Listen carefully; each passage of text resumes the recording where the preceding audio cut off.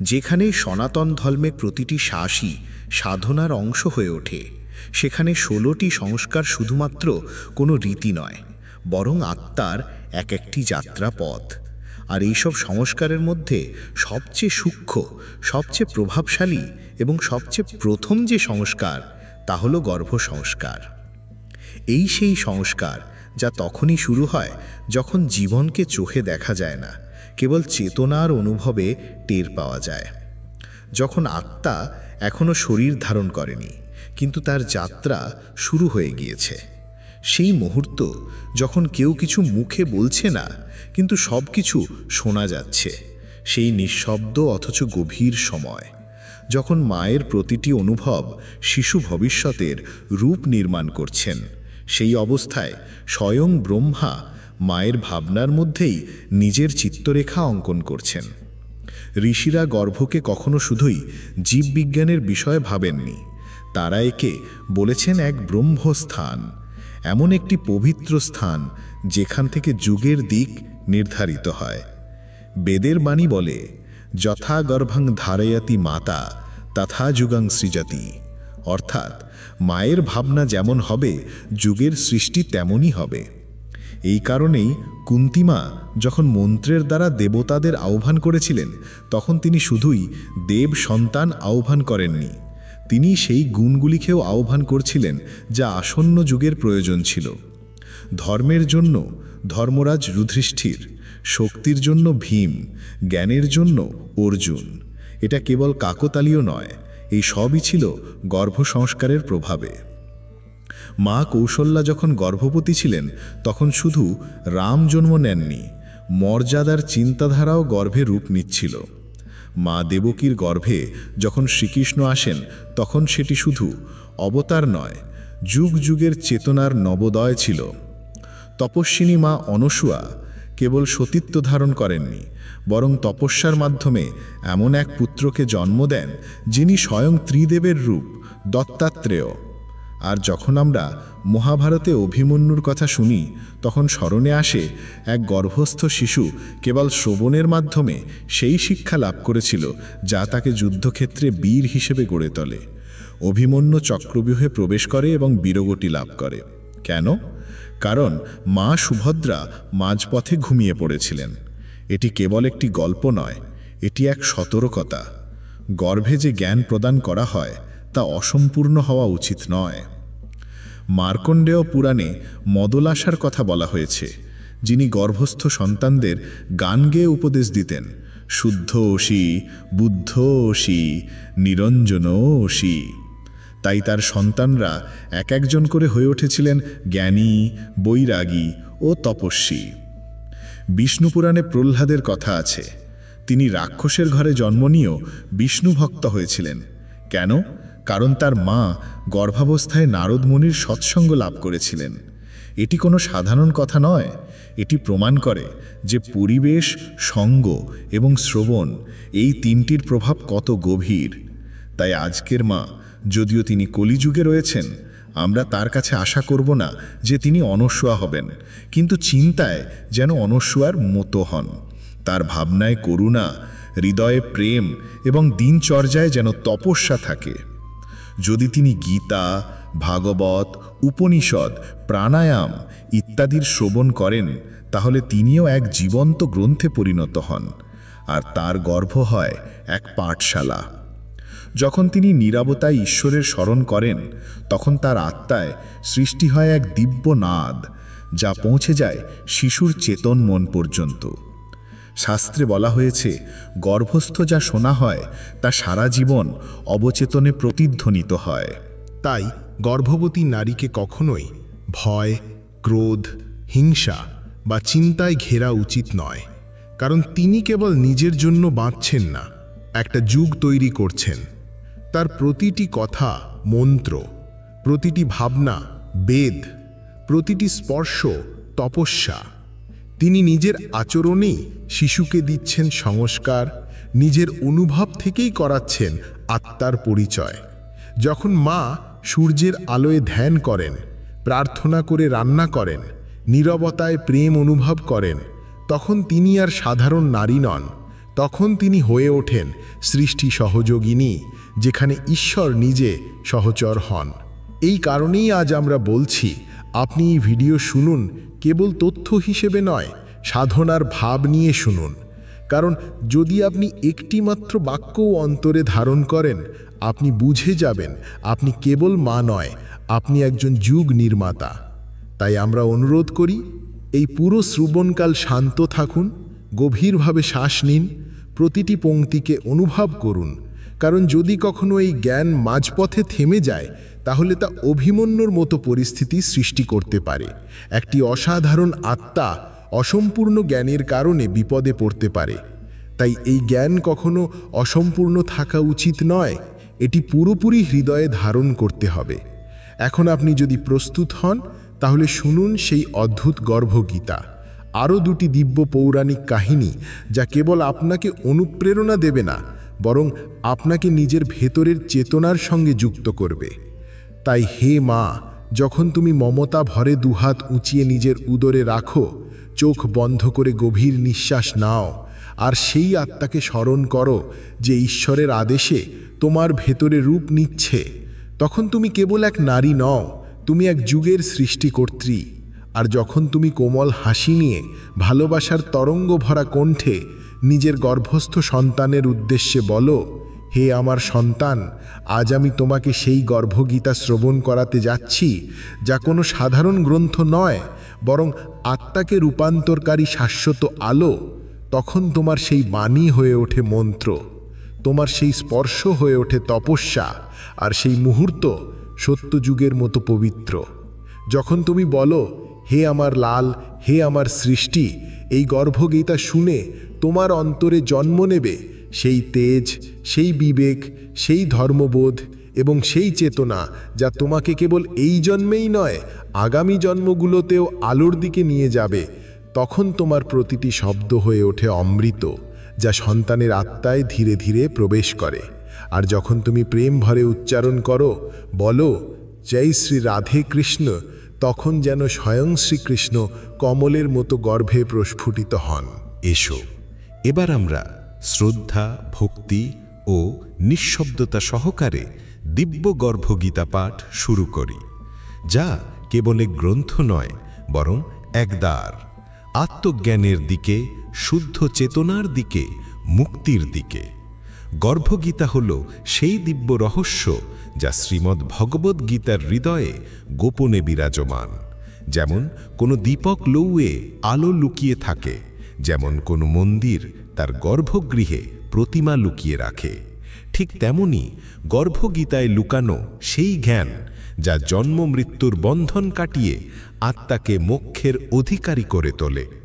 শ্রীকৃষ্ণ স্বয়ং বলেন, হে অর্জুন, যখন আত্মা গর্ভে প্রবেশ করে, তখন সে এক সংকীর্ণ, অন্ধকার, বেদনাময় স্থানে অবস্থান করে, যেখানে মাংস, রক্ত, মল, মূত্র এবং মজ্জার মাঝখানে সে ঘিরে থাকে।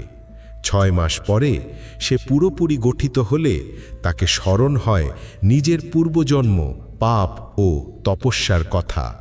সে ঈশ্বরকে প্রার্থনা করে, করজোড়ে বলে, হে প্রভু, এবার দয়া করে আমাকে সংসারে পাঠিও না, আমি তোমার সেবা করব, ধর্ম পালন করব।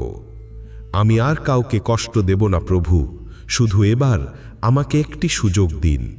আত্মা গর্ভে বসে এভাবেই প্রার্থনা করে। কিন্তু জন্মের মুহূর্ত আসতেই সে সব কিছু ভুলে যায়। জন্মগ্রহণ করতেই মোহ মায়ার একটি স্তর তার চেতনার উপর ছায়া ফেলে দেয়, আর সে পবিত্র সংকল্পকে ভুলে গিয়ে আবার ভৌতিক আকর্ষণে আটকে পড়ে। শ্রীকৃষ্ণ বলেন, হে মা, হে আত্মা, গর্ভে প্রদান করা জ্ঞানই আসল জ্ঞান, কারণ সেই মুহূর্তেই আত্মা সর্বাধিক নির্মল থাকে।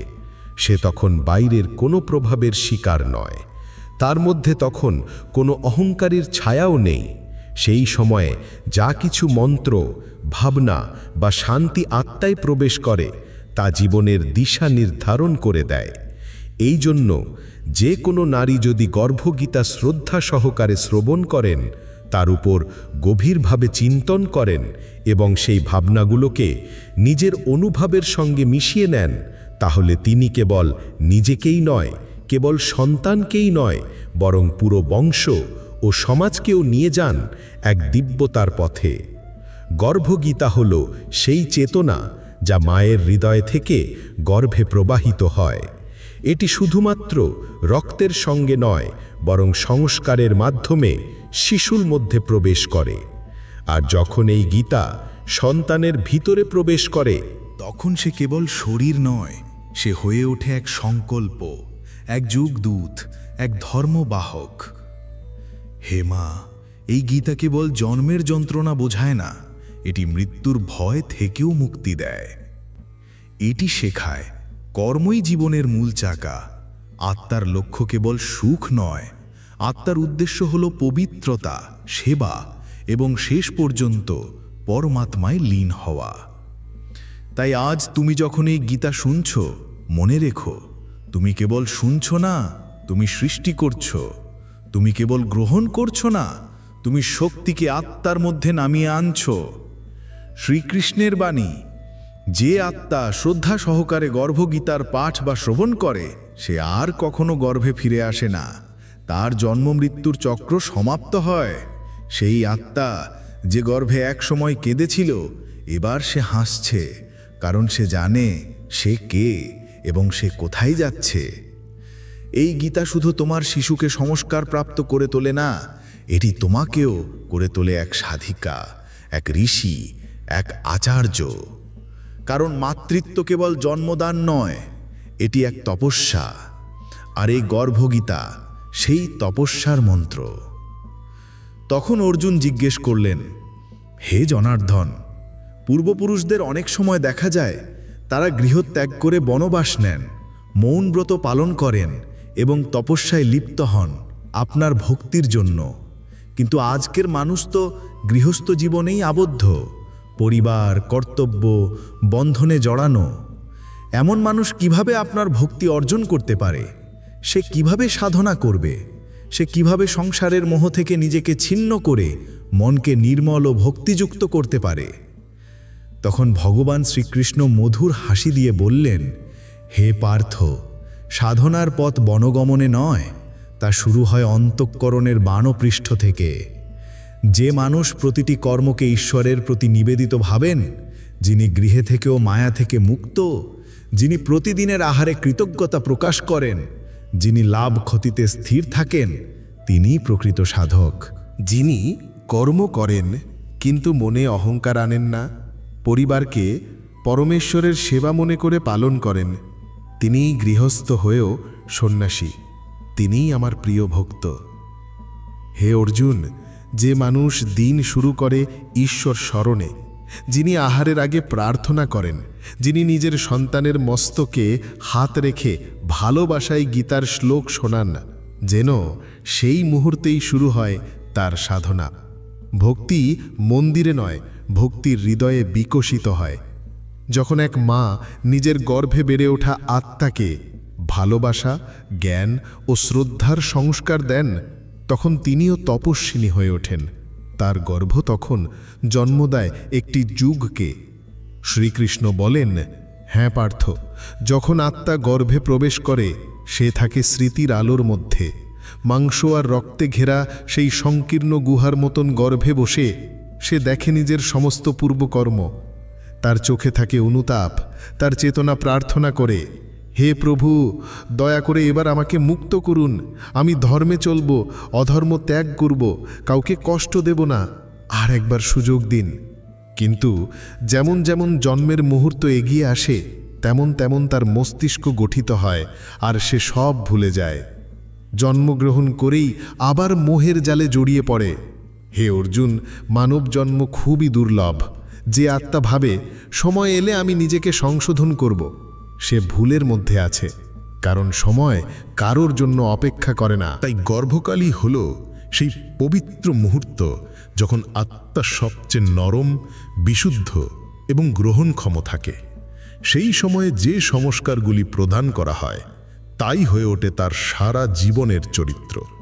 শ্রীকৃষ্ণ বললেন, হে পার্থ, এই গর্ভগীতা কেবল তোমার জন্য নয়, প্রত্যেক মায়ের জন্য, কারণ যখন মা মন থেকে পবিত্র, বাক্যে মধুর ও কর্মে নিষ্ঠবান হন, তখন তার গর্ভ হয়ে ওঠে তপবন। আর সেই তপবনে জন্ম নেওয়া আত্মা কেবল শিশু নয়, সে হয় এক ভবিষ্যতের ধর্ম প্রতিষ্ঠাতা। অর্জুন আবার জিজ্ঞেস করলেন, হে মাধব, যে আত্মা পূর্বজন্মের পাপ নিয়ে গর্ভে আসে, সে কি বিশুদ্ধ হতে পারে? সে কি মায়ের সংস্কার দ্বারা পরিবর্তিত হতে পারে? শ্রীকৃষ্ণ বললেন, হ্যাঁ পার্থ, যেমন আগুনে লোহা ঢুকালে সে নতুন রূপ পায়, ঠিক তেমনি মায়ের পুণ্য, ভাবনা, ভক্তি ও সৎকর্ম আত্মাকে রূপান্তরিত করে। মায়ের মনই হলো সেই অগ্নিকুণ্ড যেখানে পাপও পুড়ে পুণ্য হয়ে ওঠে। এই জন্য প্রতিটি মায়ের উচিত গর্ভাবস্থায় গীতা শ্রবণ করা, ভাষ্য, উপনিষদের পাঠে ডুবে যাওয়া, রামায়ণের আদর্শে জীবন ঢেলে নেওয়া, নিজের চিন্তাকে এতটাই পবিত্র করে তোলা যাতে তার গর্ভস্থ সন্তানের ভাগ্যই বদলে যায়। হে অর্জুন, এই সংসার এক মোহময় জাল, কিন্তু যদি এই মন সংযত হয়, এই বাক্য মধুর হয়, এই চিন্তা সাত্ত্বিক হয়, তবে মানুষ নিজেই হয়ে ওঠে ব্রহ্মস্বরূপ। তুমি সেই আত্মাকে বলো, হে আত্মন, জন্ম নাও। তুমি এসেছ কিন্তু মোহের জন্য নয়, এসেছ ধর্মের সঙ্গে যুক্ত হতে। তুমি এসেছ ভোগের জন্য নয়, এসেছ সেবার জন্য। এইবার তুমি মানুষ রূপে জন্ম নাও, শুধু সংসারের খেলা খেলতে নয়, বরং ঈশ্বর প্রাপ্তির লক্ষ্যে। এই কারণেই আমি বলি, গর্ভগীতা কেবল মায়েদের জন্য নয়, এটি প্রতিটি আত্মার জন্য এক আলোকস্তম্ভ, যা বলে দেয় আমরা কে, কোথা থেকে এসেছি এবং কোথায় যাবার কথা। যে ব্যক্তি সাংসারিক মোহ ত্যাগ করে পবিত্র স্থানের দর্শন করে, সাধু সন্তের সান্নিধ্যে থাকে এবং নিজের হৃদয়কে অহংকার শূন্য করে ঈশ্বরের চরণে নিজেকে সমর্পণ করে, সেই প্রকৃত ভক্ত। হে পার্থ, আমি ধনে খুশি হই না, আমি খুশি হই না বাহ্যিক আড়ম্বর, উপবাস বা সংখ্যার ভজনা দেখে। আমি খুশি হই সেই নির্মল প্রেমে, যা কোনো পদ্ধতি বা স্থানের মুখাপেক্ষী নয়। যে ভক্ত গঙ্গার তীরে বসে আমার নাম স্মরণ করে এবং যে গৃহে বসে নিজের সন্তানের মাথায় হাত রেখে গীতার কথা বলে, দুজনেই আমার সমান প্রিয়, যদি তার হৃদয় পবিত্র হয়, ভাবনা সত্য হয় এবং কর্ম নিঃস্বার্থ হয়। তখন অর্জুন প্রশ্ন করলেন, হে নাথ, আপনি যদি বলেন সবই আপনার ইচ্ছায় ঘটে, তবে পাপ ও পুণ্যের ভাগীদার কে, আর কাকে আপনি শাস্তি দেন? পাপও কি আপনার ইচ্ছাতেই ঘটে? ভগবান বললেন, হে ধনঞ্জয়, আমার ইচ্ছা কখনো কাউকে পাপের দিকে টানে না। আমি শুধুই সাক্ষী, পথপ্রদর্শক, আমি অনুপ্রেরক নই। জীব স্বাধীন, তবে নিজের লোভ, মোহ ও তৃষ্ণার কারণে সে নিজেই পাপের দিকে ঝুঁকে পড়ে। আমি তার কর্তা নই, ভোগকারীও নই, আমি কেবল তার দৃষ্টা। পাপ, পুণ্য জীবের নিজের কর্মের ফল। যেমন বীজ বোনা হয়, তেমনই গাছ ফলে। তুমি দেখবে যে তার ঋণ ফেরত দেয় না, সে কেন সন্তান বিয়োগে কষ্ট পায়? যে পরস্ত্রীকে অসম্মান করে, সে কেন পশুরূপে জন্ম নেয়? এগুলো আমার বিধান নয়, এইসব কর্মের প্রতিফল। হে অর্জুন, এই জগতে যা কিছু ঘটে তা এক অত্যন্ত সূক্ষ্ম ও ন্যায়নিষ্ঠ নিয়মে চলে। এখানে একটি শ্বাসও অকারণে নষ্ট হয় না। যে ভাবে কেউ তো দেখছে না, সে নিজেকেই প্রবঞ্চনা করছে, কারণ তার প্রতিটি ভাবনা আকাশ তত্ত্বে লিপিবদ্ধ হয়ে যাচ্ছে। আর সেই কর্ম যখন পরিপক্ক হয়, তখনই তা ফল হয়ে ফিরে আসে। অর্জুন জিজ্ঞেস করলেন, হে যোগেশ্বর, এমন কি কোনো উপায় নেই যার মাধ্যমে মানুষ এই দুঃখ, জন্ম, মৃত্যু, রোগ ও পশু জন্ম থেকে মুক্তি পেতে পারে? এমন কোনো দরজা নেই যার মধ্যে দিয়ে আত্মা মুক্ত হতে পারে? শ্রীকৃষ্ণ বললেন, হে পার্থ, একমাত্র উপায় হল সমর্পণ, প্রেম ও সৎকর্ম। যে ব্যক্তি বা নারী প্রতিদিন কিছুটা সময় আমার স্মরণে কাটায়, মনকে পবিত্র চিন্তায় রত রাখে, সন্তোষে জীবন কাটায়, অন্যদের সাহায্য করে এবং নিজের কর্ম নিষ্কামভাবে সম্পন্ন করে, সে ধীরে ধীরে জন্ম মৃত্যুর বন্ধন থেকে মুক্তি পায়। আর হে পার্থ, যদি কোনো গর্ভবতী মা এই কথাগুলো নিজের জীবনে রূপায়িত করেন, নিজের চিন্তাকে বিশুদ্ধ করেন, বাক্যকে শুদ্ধ করেন, আহারকে সাত্ত্বিক করেন, আচরণে দয়া ও সহানুভূতি রাখেন, তবে শুধু তিনি নিজেই উদ্ধার প্রাপ্ত হন না, তার সন্তানও উত্তম গর্ভে জন্ম নেয়। এমনকি সেই আত্মাও তার পূর্ব পাপ থেকে মুক্তি পায়। হে অর্জুন, গর্ভকালই হল সেই সময় যখন আত্মা সবচেয়ে বেশি বিবেকবান থাকে। সেই সময় শুদ্ধ ভাবনাই তার প্রথম পাঠ হয়। এই কারণেই আমি বলি, যে মা গর্ভে গীতা শ্রবণ করেন, আমার নাম নিয়ে প্রার্থনা করেন, নিজের গর্ভস্থ সন্তানকে দিব্য সংস্কার দেন, তারা কেবল মা নন, তারা হন সৃষ্টি নির্মাতা। আর সেই সন্তান যখন জন্ম নেয়, তখন সে কেবল একটি শিশু নয়, সে হয় ধর্মের বাহক, প্রেমের দূত এবং সত্যের রক্ষক। শ্রীকৃষ্ণ তখন বললেন, হে পার্থ, তুমি চাইলে আমি তোমাকে বলবো মৃত্যুর পরে আত্মার কি গতি হয় এবং সেই কোন কর্ম যা মৃত্যুর সময়ও আত্মার পথ উন্মুক্ত রাখে। এই সময়ে যুব তার ছোট ছোট পায়ে দৌড়ে রাজসভার দিকে আসে। তার চুল এলোমেলো, মুখে ছিল নিষ্পাপ ভাব এবং কৌতূহল। সে তার পিতা রাজা উত্তনপাদকে দেখে আনন্দিত হয়ে নিঃস্বার্থ ভালোবাসা নিয়ে তার পাশে গিয়ে বলল, পিতাশ্রী, আমিও কি আপনার কোলে বসতে পারি? এই বলে সে তার ছোট ছোট হাত বাড়িয়ে দেয়। কিন্তু তখনই রানী সুরুচি তার দিকে তাকান। তার মুখ কঠিন হয়ে ওঠে, গলা বিষে পড়ে যায়। তিনি রাগে বললেন, ধ্রুব, তুমি এই সিংহাসনে বসতে পারো না, কারণ তুমি আমার গর্ভ থেকে জন্মাওনি। আমার গর্ভজাত উত্তমই এই রাজ সিংহাসনের যোগ্য। যদি তুমি এই আসন বা পিতার স্নেহ পেতে চাও, তবে পরের জন্মে আমার গর্ভে জন্ম নাও, তবেই এই অধিকার নিয়ে কথা বলো। সুরুচির এই তীক্ষ্ণ বাণী ধ্রুবর কোমল মনে বজ্রপাতের মতো আঘাত হানে। তার চোখ জলে ভরে ওঠে। সে কিছু না বলে সেখান থেকে বেরিয়ে আসে। তার মা সুনীতি, যিনি বাইরে বসেছিলেন, তিনি ধ্রুবকে কাঁদতে দেখে চিন্তিত হন। ধ্রুব তার কোলে এসে হাউমাউ করে কাঁদতে থাকে এবং বলে, মা, আমি কি এতটাই অসুচি যে নিজের পিতার কোলে পর্যন্ত বসতে পারি না? তবে কি আমার জন্মই আমার অপরাধ? ছেলের মুখে এমন কথা শুনে মা সুনীতির চোখ জলে ভরে ওঠে। তিনিই ছিলেন ধৈর্য ও ধর্মের প্রতিমূর্তি। তিনি নিজের অশ্রু মুছে ধ্রুবর মাথায় হাত রেখে শান্ত কণ্ঠে বললেন, পুত্র, মানুষের জন্ম কখনো তার মহত্বের পরিচয় নয়।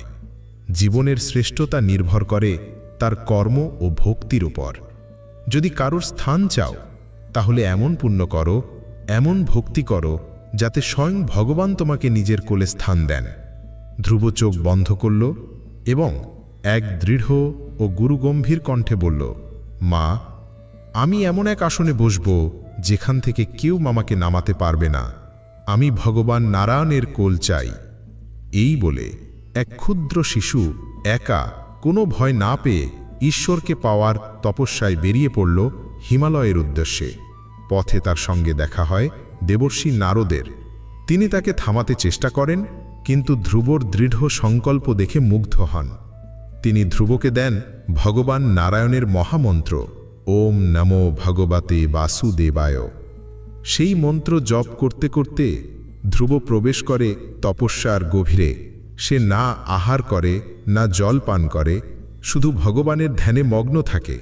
তার তপস্যা এতই তীব্র হয় যে ত্রিভুবন কেঁপে ওঠে, দেবতারা উদ্বিগ্ন হয়ে পড়েন, এমনকি ব্রহ্মা ও শিবের তপস্যাও তার সামনে ফিকে হয়ে যায়।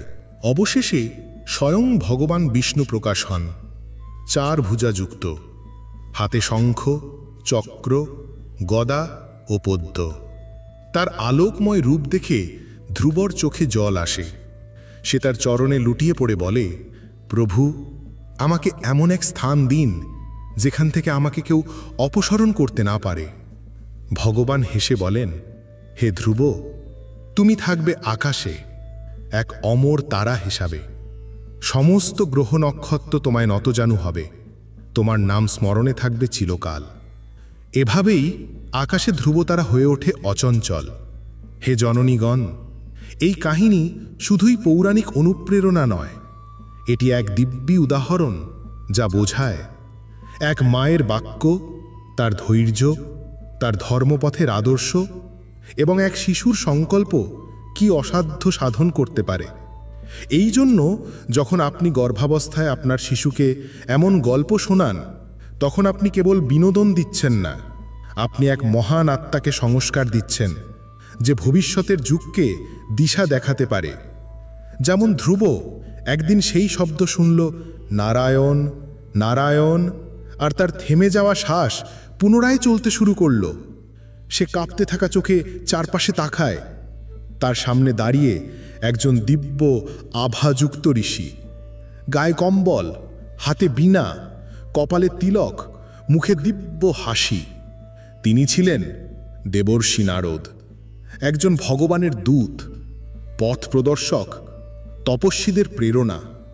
তিনি ধ্রুবর দিকে স্নেহভরে তাকিয়ে বললেন, বৎস, তুমি কে?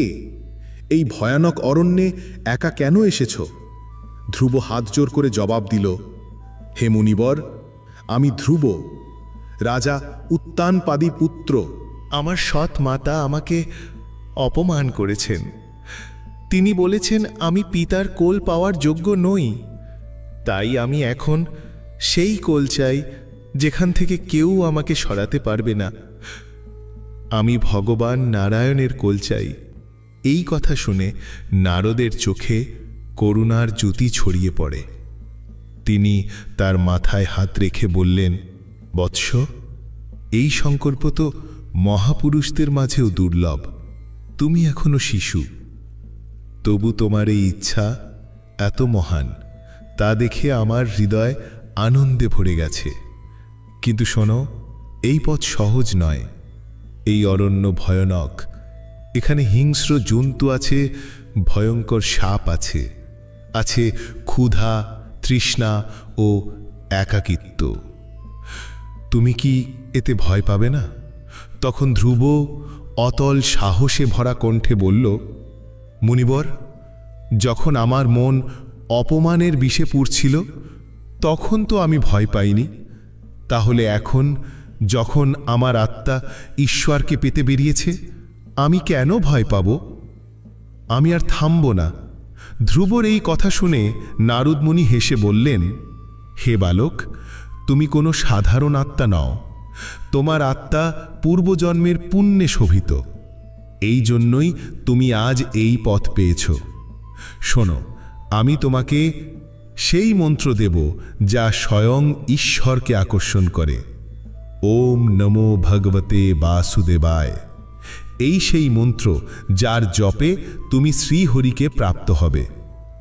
এরপর নারদ ধ্রুবকে দেখালেন মধুবন, যেখানে এক শান্ত সরোবর আছে, যেখানে অরণ্যের কোলে হরিতি মাতা বিরাজমান, আর সারা পরিবেশে ছড়িয়ে আছে আধ্যাত্মিক শক্তি। নারদ বললেন, বৎস, তপস্যা করো, কিন্তু মনে রেখো, তপস্যা শরীর দিয়ে নয়, আত্মা দিয়ে হয়। আর এর একমাত্র লক্ষ্য হওয়া উচিত ঈশ্বর সাক্ষাৎ। এতটুকু বলে নারদ অন্তর্ধান হলেন। তবে এবার ধ্রুব একা ছিল না, তার কাছে ছিল মন্ত্র, উদ্দেশ্য ও দিক নির্দেশনা। সে মধুবনে পৌঁছল। এক বৃক্ষতলে বসে জপ করতে লাগল, ওম নমো ভগবতে বাসুদেবায়। প্রথম দিন কিছুই ঘটেনি। সে ছিল ক্ষুধার্ত, কাঁপছিল, তবু থামেনি। দ্বিতীয় দিন তার চোখ দৃষ্টিহীন, তবু সে জপ চালিয়ে গেছে।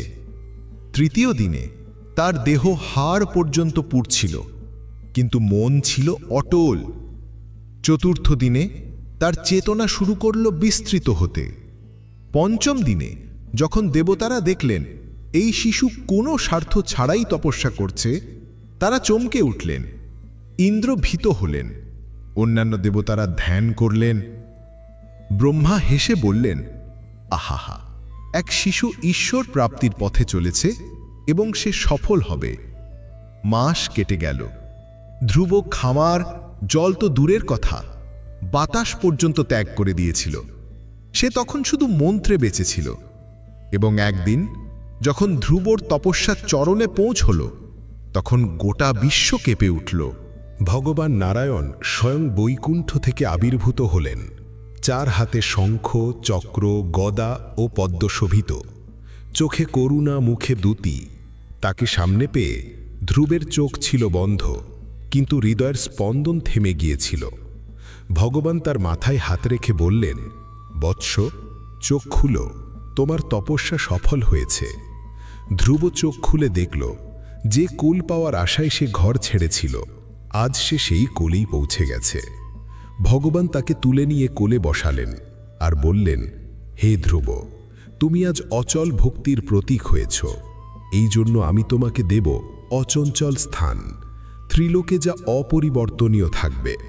তুমি হবে ধ্রুবতারা, তোমার চারপাশে থাকবে সপ্তর্ষিগণ, আর যতদিন সৃষ্টির অস্তিত্ব থাকবে ততদিন তোমাকে স্মরণ করা হবে এক অটল ঈশ্বর ভক্ত হিসেবে। এই কথা শুনে ধ্রুবের চোখ দিয়ে অশ্রু গড়িয়ে পড়ে। সে বলল, প্রভু, এসব কিছু আমার মা সুনীতির প্রেরণা। এই সৌভাগ্য তার কোল থেকেই এসেছে। আমাকে দয়া করে তার সেবা করার সুযোগ দিন। ভগবান হেসে বললেন, তোমার মা স্বর্গে সম্মানিত হবেন, আর তোমার নাম যুগ যুগ ধরে প্রেরণা হয়ে থাকবে তাদের জন্য যারা গর্ভস্থ শিশুকে সংস্কারে ভরিয়ে তোলে। হে জননীগণ, শুনুন, ধ্রুবের জন্ম শুধু গর্ভ থেকে হয়নি, তার জন্ম হয়েছিল মায়ের প্রেরণা, বাক্য ও বিশ্বাস থেকে। তাই আজ আপনি যখন গর্ভস্থ শিশুকে এই কাহিনী শোনাচ্ছেন, আপনি কেবল কথা বলছেন না, আপনি এক ধ্রুবের বীজ বপন করছেন। এরপর কাহিনী প্রবেশ করে অষ্টাবক্রের জন্মগাথায়। সুশীলা কন্যা সুজাতার সঙ্গে বিয়ে হয় কোহবের। তাদের জীবন কাটে বেদাধ্যয়ন ও সাধনায়।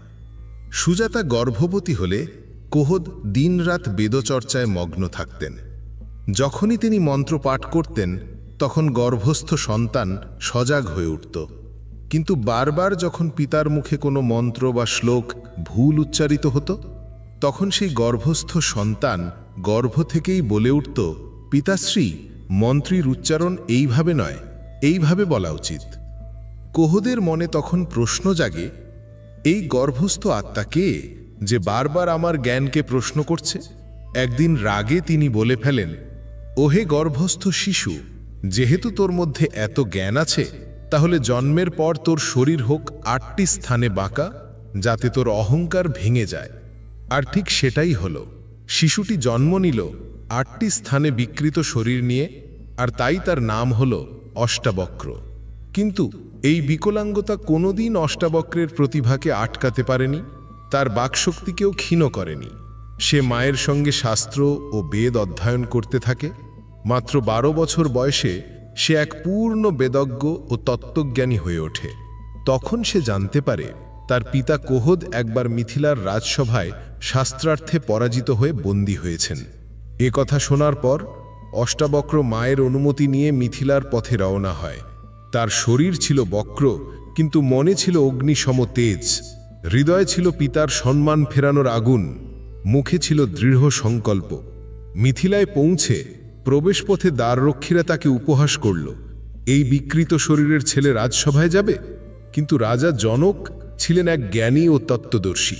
তিনি অষ্টাবক্রের চোখে চোখ রাখলেন, বললেন, এই বালকের রূপের চেয়েও বেশি তেজ তার দৃষ্টিতে, তাকে প্রবেশ করতে দাও। অষ্টাবক্র সভায় প্রবেশ করতেই সব পণ্ডিত ও জ্ঞানীরা হাসতে লাগলেন। এই বক্রদেহের ছেলে শাস্ত্রার্থ করবে?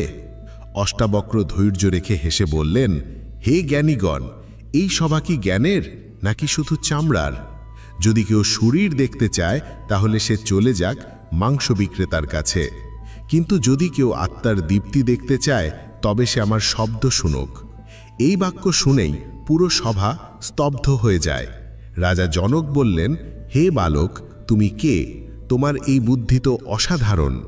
অষ্টাবক্র বিনম্রভাবে বললেন, আমি কোহদের পুত্র, আমি এসেছি আমার পিতাকে বন্দিগৃহ থেকে মুক্ত করতে। এরপর শুরু হয় সেই ঐতিহাসিক শাস্ত্রার্থ।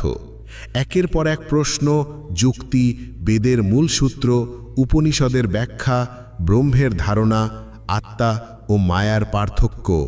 অষ্টাবক্রতার প্রতিটি উত্তরে সমস্ত সভাকে স্তব্ধ করে দেন। সব পণ্ডিত, এমনকি সেই পণ্ডিত যিনি অষ্টাবক্রের পিতাকে পরাজিত করেছিলেন, সবাই নিরুত্তর হয়ে পড়েন। অবশেষে রাজা জনক স্বয়ং সিংহাসন থেকে উঠে দাঁড়িয়ে বললেন, হে বালক, আজ থেকে তুমিই আমার গুরু। তুমি যে জ্ঞান আমাকে দিয়েছ তা আমাকে পৌঁছে দিয়েছে আত্মজ্ঞানের চূড়ান্ত সীমায়। অষ্টাবক্র পিতাকে মুক্ত করলেন আর তার তেজ দিয়ে সমগ্র জগৎকে শেখালেন, আত্মার দীপ্তি কখনো দেহের বিকৃতি দ্বারা ম্লান হয় না। সেই দিন থেকেই তার নাম অমর হয়ে যায়। তিনি যে জ্ঞান রাজা জনককে দিয়েছিলেন তাই পরবর্তীতে অষ্টাবক্র গীতা নামে প্রসিদ্ধ হয়, আজও যা আত্মজ্ঞানের শ্রেষ্ঠ গ্রন্থগুলির একটি। হে জননীগণ, আপনি যখন এই কাহিনী গর্ভস্থ সন্তানের কাছে বলেন, তখন আপনি শুধু শব্দ উচ্চারণ করছেন না, আপনি গর্ভে থাকা এক দীপ্ত আত্মাকে তার ভবিষ্যতের অনুপ্রেরণা দিচ্ছেন। কে জানে, আজ আপনি যে গল্প বলছেন সেটি হয়তো ভবিষ্যতের কোনো ধ্রুব, কোনো অষ্টাবক্র, কোনো চৈতন্য বা বিবেকানন্দ জন্ম নেবে সেই গর্ভ থেকে। আর তখনই যে সকল পণ্ডিতকে শাস্ত্রার্থে পরাজিত করে জলে ডুবিয়ে রাখা হয়েছিল, তারা জীবিত অবস্থায় একে একে সেই পবিত্র জলের মধ্য থেকে উঠে আসেন। তাদের মধ্যে সবচেয়ে শেষে উঠে এলেন অষ্টাবক্রর পিতা কহদ। এই দৃশ্য ছিল এত অদ্ভুত, এত অলৌকিক, রাজা জনক, মুনিগণ ও প্রজা সকলের চোখ জলে ভিজে ওঠে।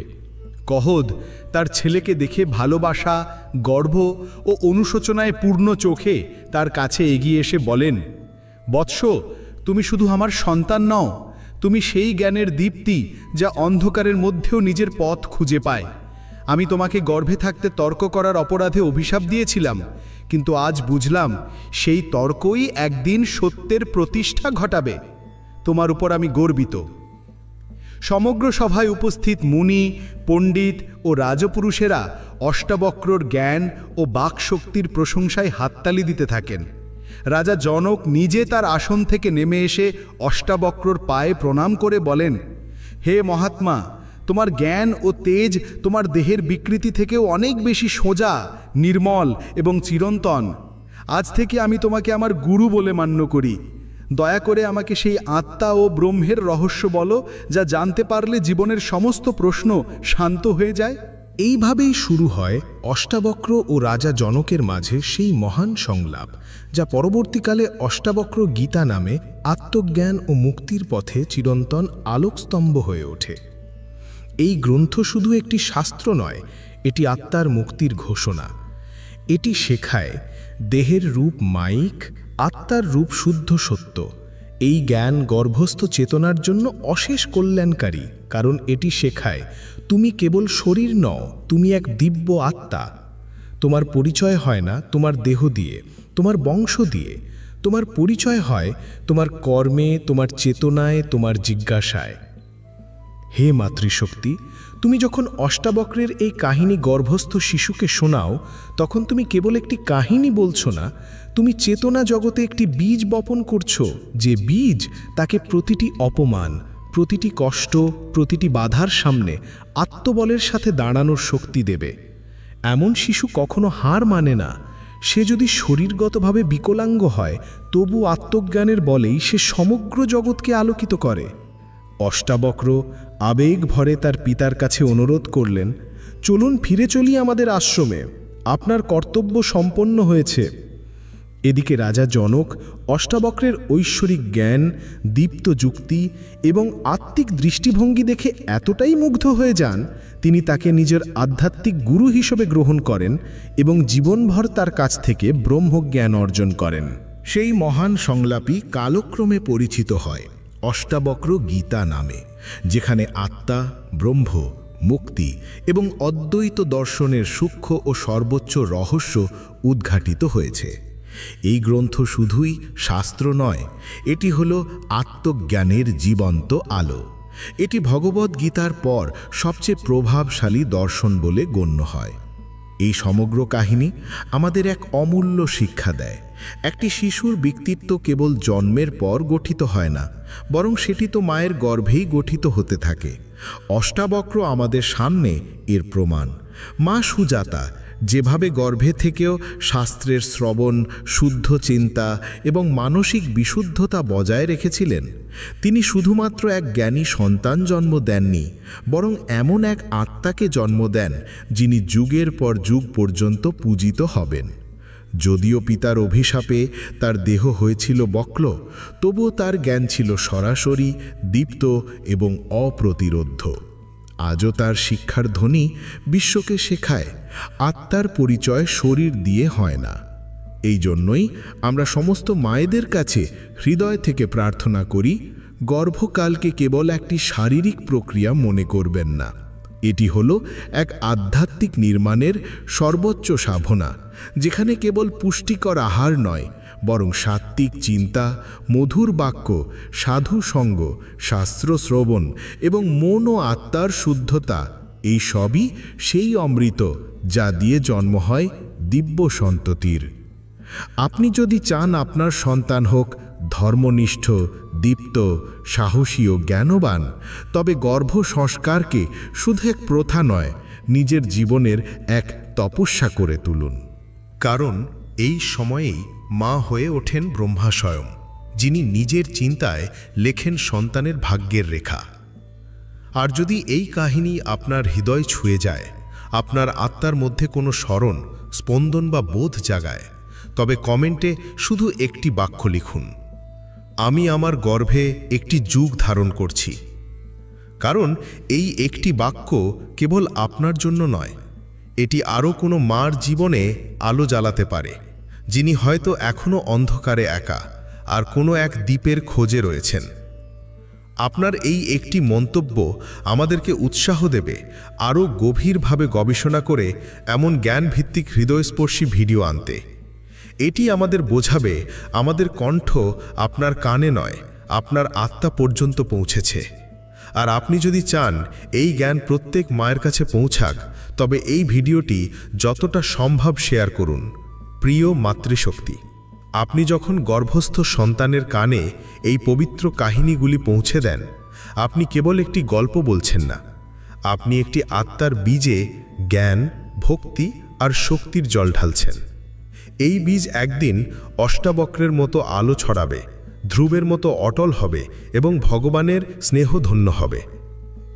আপনার মুখের প্রতিটি শব্দ এক একটি শ্লোকের মতো সন্তানের হৃদয়ে গেঁথে যাচ্ছে।